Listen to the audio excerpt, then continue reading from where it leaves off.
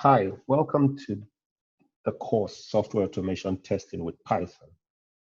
In this course, you're going to learn everything you need to know in order to get started with test automation using the Python programming language. In the first part of this course, we will be introduced to the fundamentals of the Python programming language. Then we will progress into testing, where we will look into the unit test library, mocking, and patching. We will also look into test-driven development.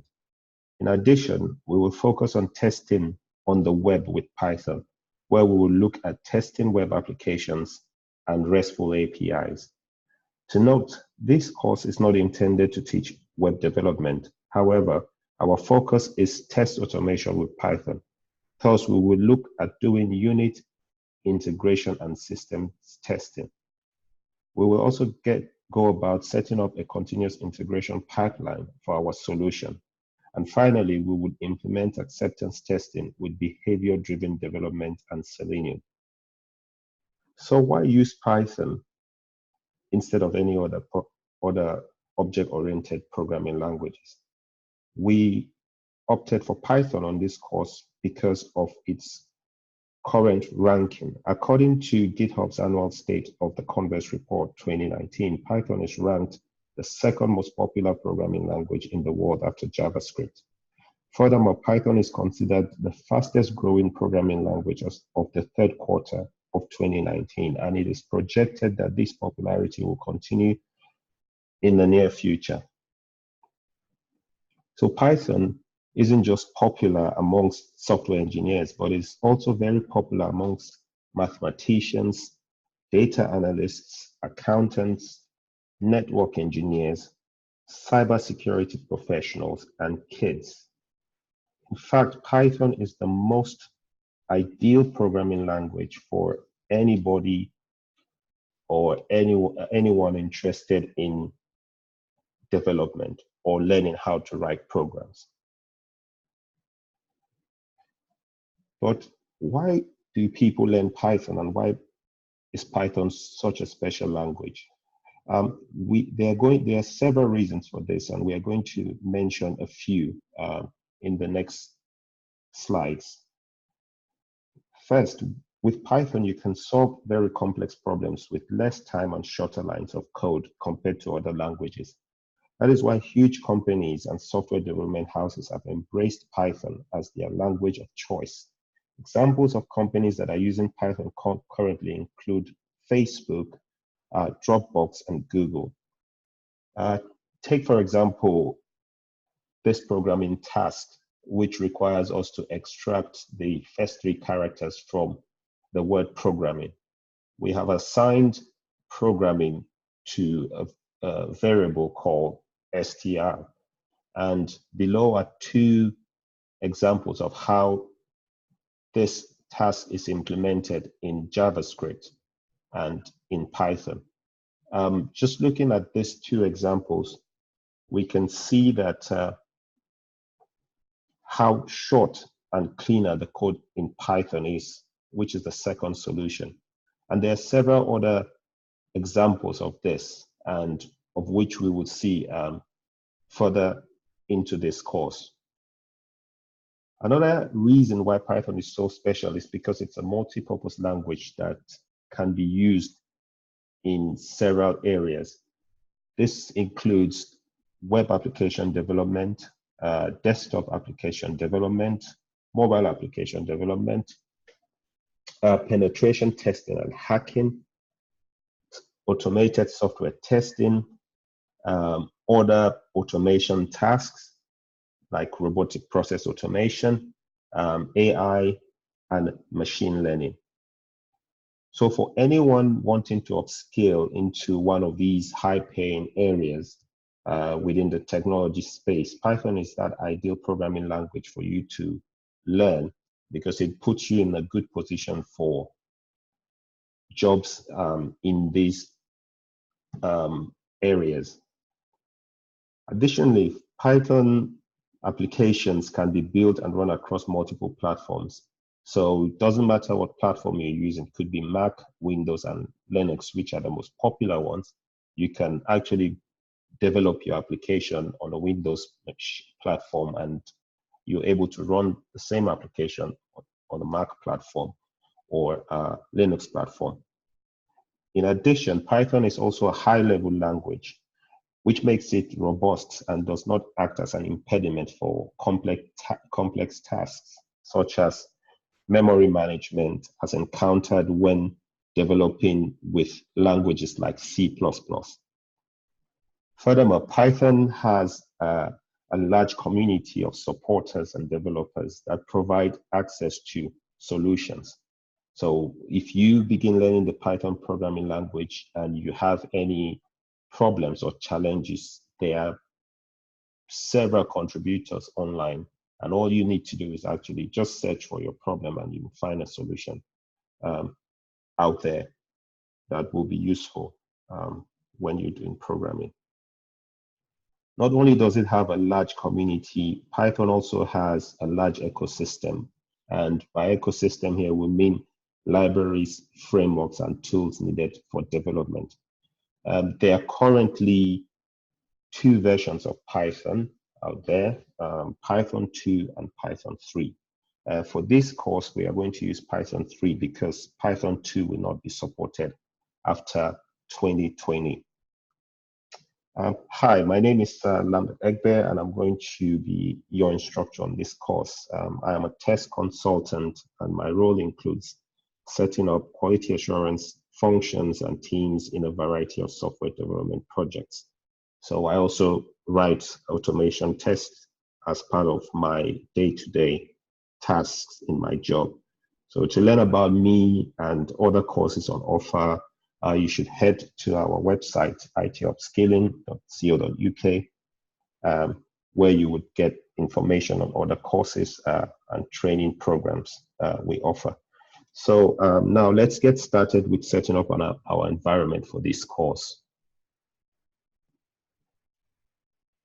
Hi, so in order to start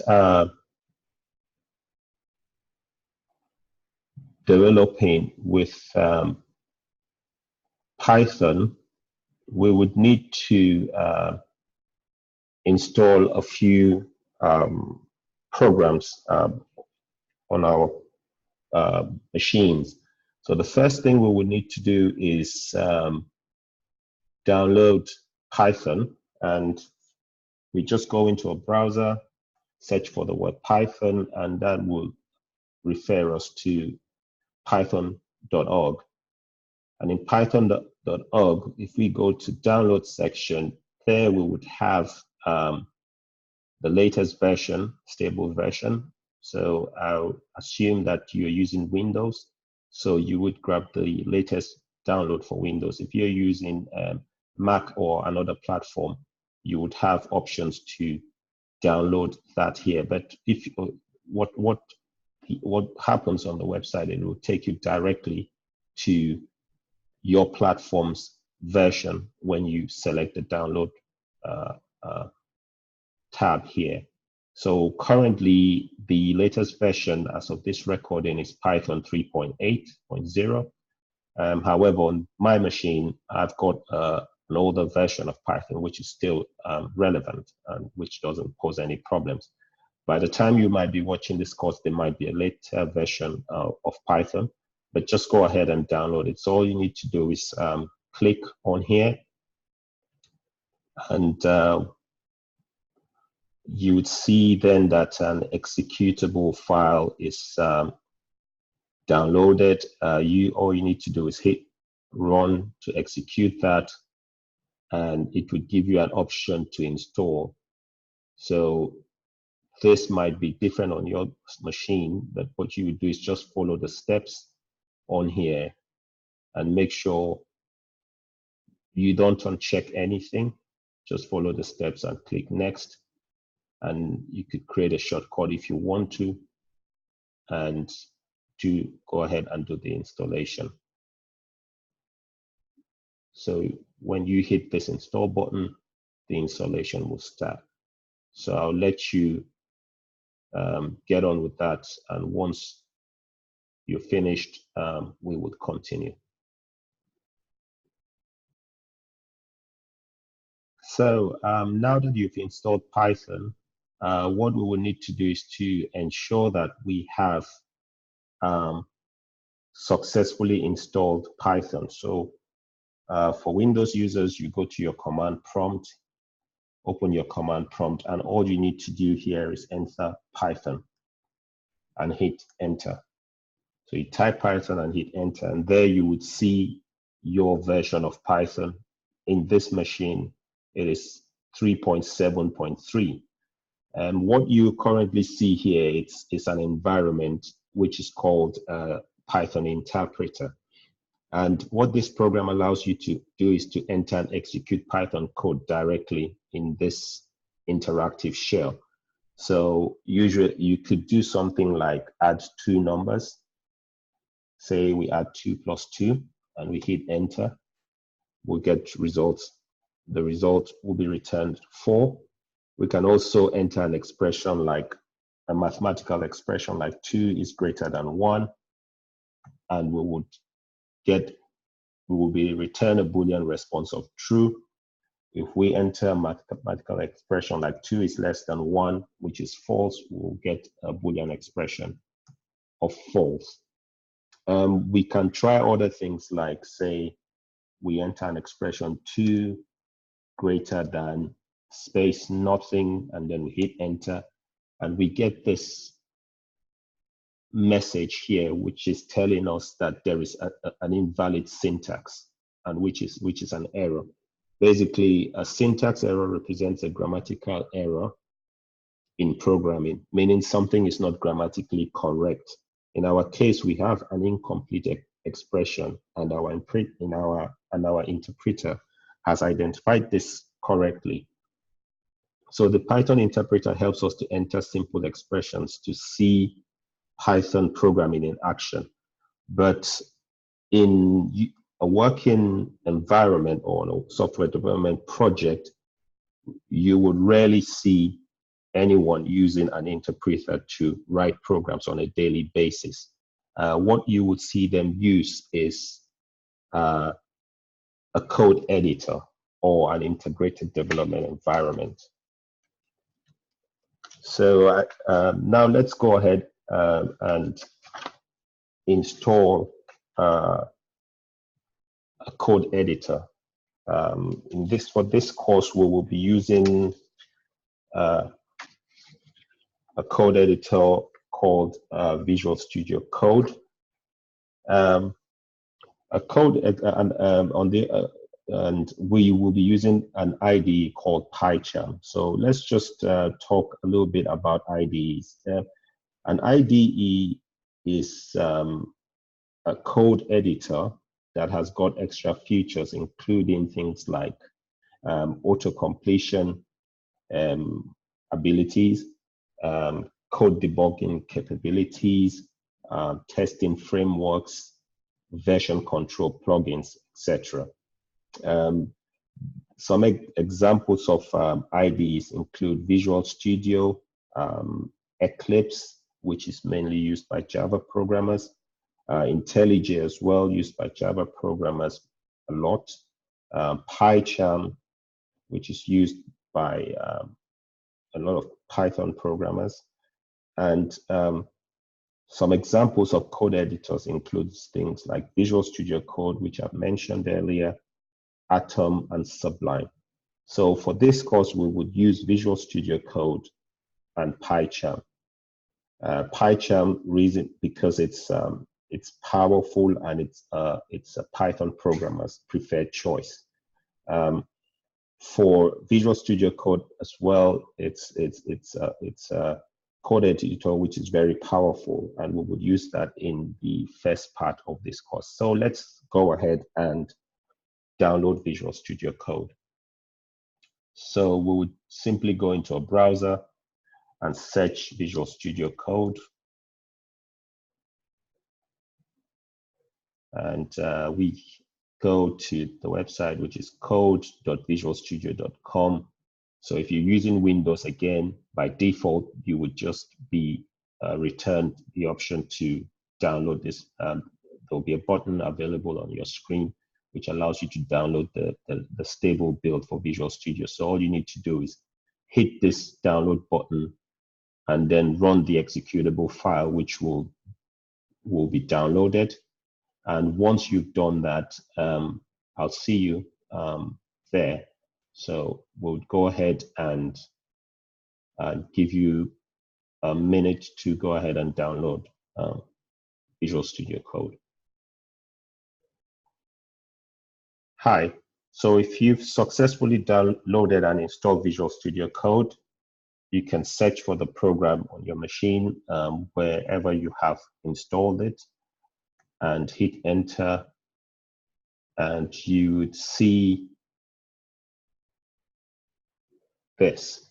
So basically, this is what it should look like. There's several options and a lot of things you can do here, but we would go ahead and just try to write our first program. So what we would do is we would go on the top menu and select File here, and we would select Open File, which gives us an option to open a file which we've already written. If we haven't got one, we can go with File, Open Folder. We can go to a folder in a location of our choice. Assuming we don't have any folders open or created, we're going to create a new folder and name it, say, Learn Python. And then we'll open this folder and we'll select that folder. So we can see here now that Visual Studio Code is actually, the Explorer is showing us here that we are actually in that folder. And what we can do is we can then go ahead and create a new file. And we will name that file app.py. Py is just an extension to the file, which allows our computer know that this is actually a Python program or Python file. So now let us type a bit of code in Python. Now we are going to use a Python built-in function known as print. We can use the print function to print stuff to the screen. When we want to use a function in Python, we always ensure we include an open and close parenthesis at the end of the function. So we would further later in this course define what functions are, but I'll just go ahead and show you exactly how the print function will work. So the task here is for us to write something to the screen, some stuff. So we use print and then write something and then say hello and welcome to software test automation in Python. So in here in Visual Studio Code, we would go on and to run this program, we'll first of all save it. So it says here that it's unsaved. We want to make sure we save our program each time before we run it. When we go save, that program is saved. The terminal option here points us directly to the location of our file. Now it points us correctly that we're in this folder and our file is present here. And in order to run this, we would go ahead and type Python app.py and hit enter. And there you go. You can see here that our program has executed successfully and the text in the parentheses is displayed down here.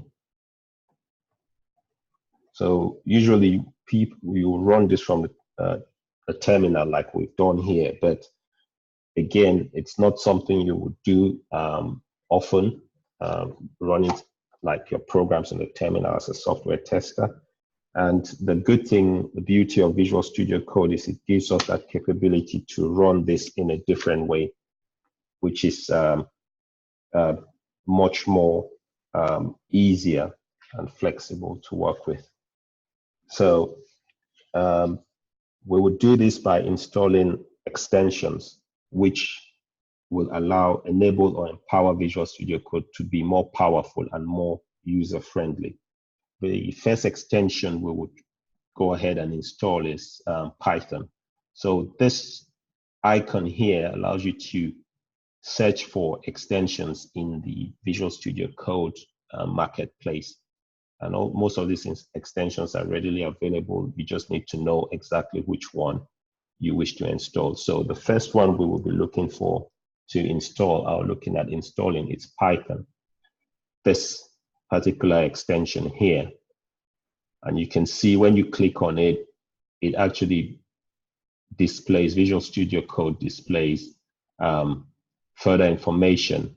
So Python, obviously developed by Microsoft, and it tells you what it does. So it helps you do things like linting, debugging, IntelliSense, code formatting, refactoring, unit tests, snippets, and more.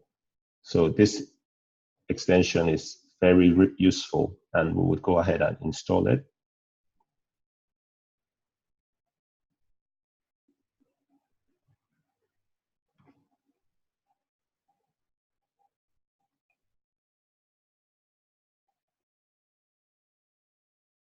So that's installed. And to just illustrate that, so you can see linter Python is it's not installed. So we'll go ahead and install linter separately.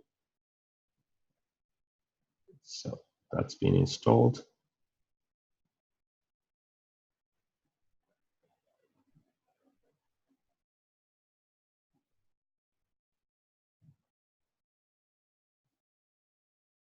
Good, that's been installed. Python extension recommended, we'll install that as well. So that's failed to install. I don't think we will need that here at this stage, since we've got Python already here. So that's been installed.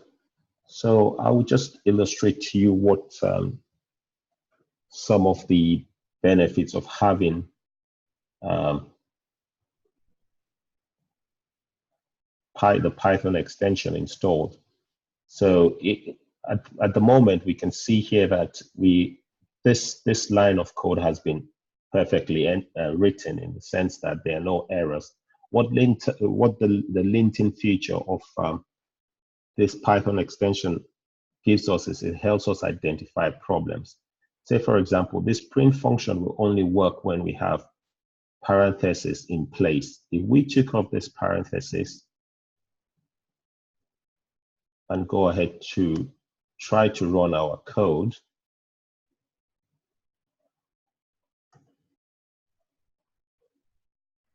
oh, we haven't saved that yet. So if we save that, make sure every time you make changes, you save your code before running.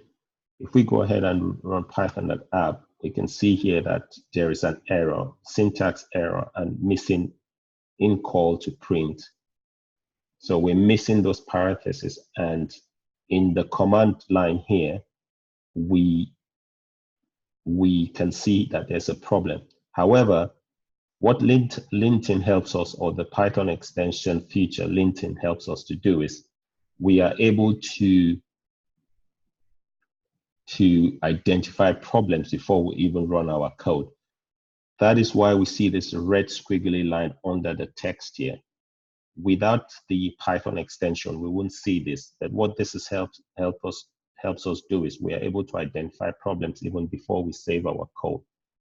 I mean, before we run our code, rather than actually waiting until we've written maybe 10, 15 lines of code and then running it and then finding out there are problems later down the line. So it helps us actually identify problems earlier on in our coding process. So we're going to take this text and put it back into the parentheses, and we'll see that this problem will go. So go ahead and save our changes. and then we run, and we can see that we don't have this problem anymore. So currently, so far we've been running our codes via the command, the terminal in Visual Studio Code. However, we can do this in a more easier and user-friendly way by using an extension called Code Runner. So Code Runner is this extension. We will just search for Code Runner here, and it's this one in particular. So when you are installing, make sure that you install the right extension. So it wants to be the one we're using in this course is Code Runner, which was developed by the name is Younghan, and we would install this and show you how that can be used. So upon installing this, if you look, if we go back to our project or our folder and delete, cancel this. If you look to the far right corner, there is a button that has just appeared and it has been added or appeared to Visual Studio Code. What this allows you to do is, rather than coming in here and going, Python app.py, you simply hit this play button. So if you make your changes and go hello world, for example, save your changes, rather than doing app, coming here and typing app Python app.py, you simply hit this button here, and then your solution runs, and it tells you it's done. It's exited with code 0, which means it's run successfully without any errors, and we printed what we wanted to print on the screen. We can then do that again and say change this and say good evening world. Save our changes and then hit the play button, and we can see good evening world here as well. So that's benefits of having Code Runner installed in Visual Studio. So quickly, one thing we need to do as well to install is Pycharm, because Pycharm is the main integrated development you would use further in this course. So to install Pycharm, we'll go to our browser and search for Pycharm and Community Edition. The Community Edition is the free edition of Pycharm, but it provides us with the necessary capabilities that we need for this course. So if we go to this location, we would select that download option, and that will allow us download Pycharm. We'll download the executable, and you have it loads there, and go ahead and run this executable and install it. And I'll see you once you're done with that. Hi, welcome back. So we finished installing Pycharm. So just to confirm that we've installed the right thing, we just search for Py here, and then hit and get the best match, and that should open Pycharm Community Edition 2019 version 2.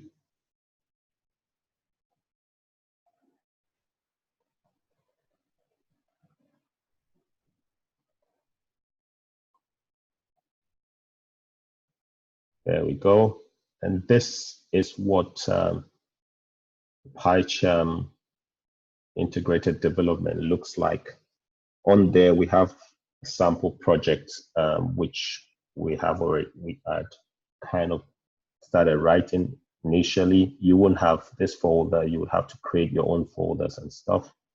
But this is what it looks like, and you have code and stuff. And we're going to look at this later on in the course. So once you've had that installed, you should be good to go. So a quick thing to talk about as well is to have an understanding of how Python code is executed. So the programming languages that are used to build applications, for example, what we see here with the print function, are all text languages. So whether you're writing in Java, Python, or C#, you will write in text, meaning that human beings understand and can read what you are writing. However, computers do not understand these languages. Computers only understand something called machine code. And in order for a machine to run a program written in Python or C#, the code must be converted into machine code. The conversion of human readable code to machine code is done by a C compiler. And a C compiler is a program that knows how to convert C code into machine code. However, the converted machine code is specific to a particular machine's processor. And this means that code that is converted in a Windows machine cannot be executed on a Mac machine. Normally, this should be the case because Windows and Mac have different machine code. And similar to how people from different tribes or countries speak different languages, although they speak in languages, it doesn't mean one person from tribe A would understand what the other person in tribe B is saying. Fortunately, the Java compiler was the first compiler to solve this problem. And the Java compiler basically does not convert Java directly into machine code. Instead, it converts C code into a sort of portable language known as Java bytecode. And Java bytecode is not specific to a platform like Windows or Mac. Java comes with a program called Java Virtual Machine, which allows us to convert this C code into machine code on any platform. So that's what happens in the case of Java. So when we run a Java program, the Java virtual machine kicks in and then converts our code into machine code at runtime. And with this model, we can run our code on any platform that has Java virtual machine installed in it. And this is the same thing with Python and C#. They have also taken the same route, which makes them independent of platforms. So when you run Python code, it is compiled using CPython into something called Python bytecode. Then this Python bytecode will pass our compiled Python code into Python virtual machine, which then converts our code into machine code.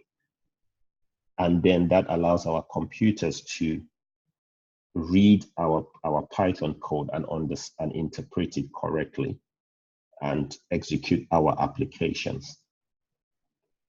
So I hope this clarifies the concept of how machines read human readable language into machine code. So that